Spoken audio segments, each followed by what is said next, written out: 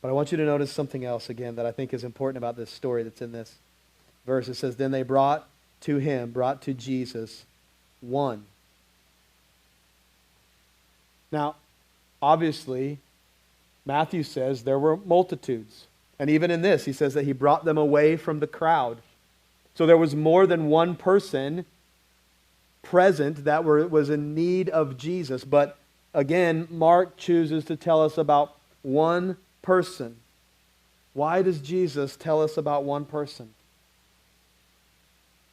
Because even today around the world, I was just trying to kind of step back from this week and think about this and in our context. And I just began to think about the fact that while we may not see it here today, I'm as confident in this as anything in the world that today God is saving people all over the world, is He not?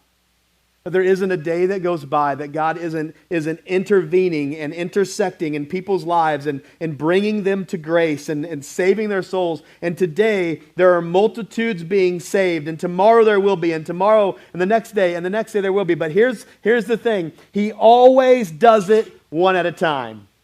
Aren't you glad He does it one at a time? Aren't you glad He doesn't do it? The other day, I was on vacation a few weeks ago, and my kids, they were super excited about this. They just could not wait. We went to the sale barn and watched some cows sell. Man, they were just like on the edge of their seat. They were so excited. That is not true.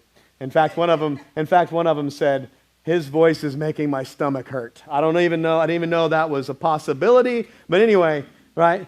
But listen, sometimes, here's what's interesting about that. They'll just run 30 of them in there and they'll just buy them all. They don't, whatever. That's not the way that we have been bought with a price. We haven't been, certainly God knows who He's going to save, and He knows who the elect are, and He knows who He's going to bring, but He hasn't just bought us as some bulk commodity. He's bought us individually, one at a time, soul by soul, person by person, sin by sin, forgiveness by forgiveness.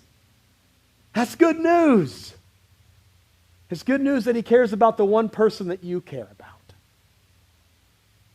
It's good news that He cared about you. And He cares about the next, and He cares about the next. Jesus is certainly still in the business of saving the multitudes, but He's always been in the business of doing it one at a time. There is not an account in the Bible where people brought multitudes to Jesus. Listen, this is what I would have done. This is what I would have done. If I would have been Jesus, which I know you're all glad I wasn't, but if I would have been Jesus and there was a multitude of people, I'd have just been like, be done, right? Go home. No reason to be here all night and run out of bread. No reason to lose sleep over this. Just heal, right?